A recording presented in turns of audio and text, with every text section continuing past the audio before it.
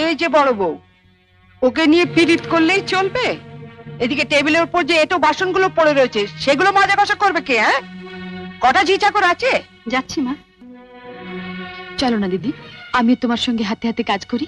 ও বাবা, কি পীড়িত রে! দেখবো দেখবো কত কাজ করতে পারো। দেখি তোমার বাবা মা কি গয়না পরিয়ে শ্বশুর বাড়ি পাঠিয়েছে। হ্যাঁ, গলার ওই দুটো সোনার না ইমিটেশন? আমার মা বাবা নেই, ছেলেবেলাতেই মারা গেছেন। আমি মামার কাছেই মানুষ। ও, মা বাবাকে খেয়ে বসে আছো? ধন্যি মেয়ে। এখানে এসে আবার তো নতুন করে মা পেলাম। ও বাবা, কি কাব্য মারা কথা রে বাবা!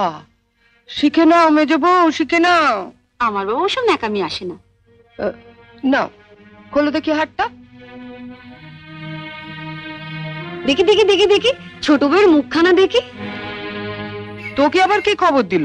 বাহ, রন্টুর বউ ভাতে যাবো বলে তৈরি হচ্ছে, হঠাৎ তনু গিয়ে বলল, তা মা তোমার ছোট বউয়ের মুখখানা তো বেশ। এই দেখ তো, ওর গলার হারটা সোনার না ইমিটেশন? আমার তো মনে হয় ইমিটেশন। মা দেখেছেন আমার বিয়ের হারটা এখনো কেমন চকচক করছে? এটা তো মনে হচ্ছে না, কেমন যেন মেয়ের মেরে। এটা আমার মায়ের গয়না, মা মারা যাবার সময় মামার হাতে দিয়ে গিয়েছিলেন। এই সুটকেসে আরো আছে। দেখি দেখি দেখি, সরো সরো সরো না, বাপের বাড়ি থেকে কি আনলে দেখি।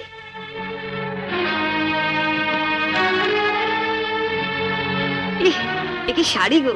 ই মেয়ে, এ নিশ্চয়ই কোনো ভিখারি বাড়ির মেয়েকে বিয়ে করেছে তনু। আমাদের বাড়ি ঝিরাও এর কাপড় পরে না। দেখ দেখ, বাবা লাল লাল হয়ে যাচ্ছে পাউডার। মা মা আমি ঠিক বলছি মা, এ নিশ্চয়ই কোনো বস্তি বাড়ি মেয়ে, নইলে বিয়েতে কেউ এরকম শাড়ি দেয়? দেখ দেখ, বাহ, এই শাড়িটা কিন্তু বেশ, তাই না মেজে বৌদি? মোটামুটি। হ্যাঁ মা, আমাদের এখন আমাকে মানিয়েছে। খুব সুন্দর মানিয়েছে, ভালো, খুব সুন্দর।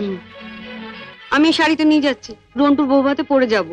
শোনো, রাত্রিবেলায় ভালো করে আমি এসে সুটকেসটা ঘেটে দেখবো, কিছু যেন শরীর রেখো না।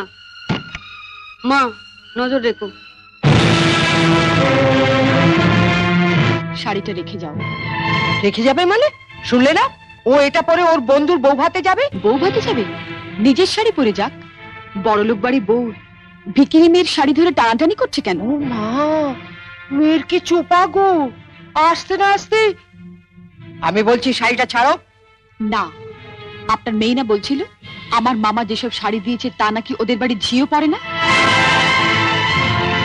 তামা, আপনি আপনার মেয়ের বিয়েতে এমন একটা শাড়িও দিতে পারেননি যেটা পরে রন্টুর বউ ভাতে যেতে পারে?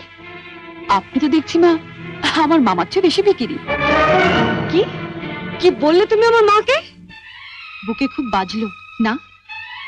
ঠিক আমার বুকেও এমনি করে বেজেছিল যখন তুমি আমার পিতৃতুল্য মামাকে ভিখিরি বলেছিলে। চুপ কর ছোট।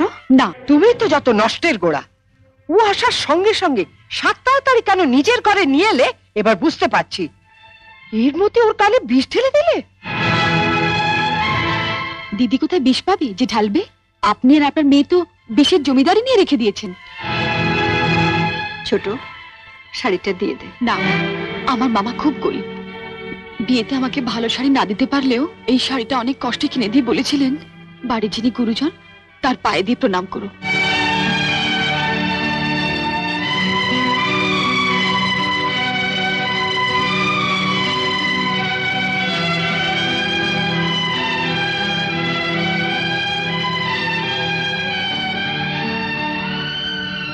এ কি করলি হতভাগী? মা থাকতে আমাকে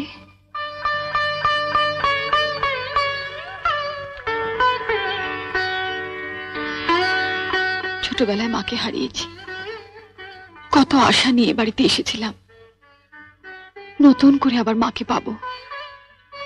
কিন্তু বড়দি, ওনার যা মূর্তি দেখলাম এ তো মায়ের মূর্তি নয়। শাড়ি দিয়ে প্রণাম করলে আমার মরা মায়ের হাতটা কষ্ট পাবে। শুনলে মেজে বৌদি, শুনলে? যত বড় মুখ না তত বড় কথা। ঠিক আছে, রন্টুর বউ ভাত থেকে আসে, তারপর তোমার হচ্ছে। দাঁড়াও, যাবার আগে ছুঁড়ে ছুঁড়ে যে শাড়িগুলো ফেললে সেগুলো সুটকেসে তুলে দিয়ে যাও। তুমি বড়লোক বাড়ির বউ, তোমার বাড়িতে 10-20টা ঝি থাকতে পারে, কিন্তু এই বাড়িতে তো ঝি নেই, তাই কাজটা তোমাকেই করে যেতে হবে। কি হলো, তোলো। ছেড়ে দে ছোট। তুমি চুপ কর বড়দি। রন্টুর বউ ভাতে যেতে গেলে কিন্তু এই কাজটা করে দিয়ে যেতে হবে ঠাকুরজি। আমার বাড়িতে? মা, কি ডাকাত মেয়ে রে বাবা। যাই, ওনাকে বলি গিয়ে যায়। তুমি কোথায় যাচ্ছ? শাড়িগুলো তোলো। মেজো বৌদি, ও বড় বৌদি, ছাড়, ছেড়ে দে ছোট, ছেড়ে দে, নইলে কিন্তু রন্টুর বউ ভাতে যেতে দেবো না। তোলো।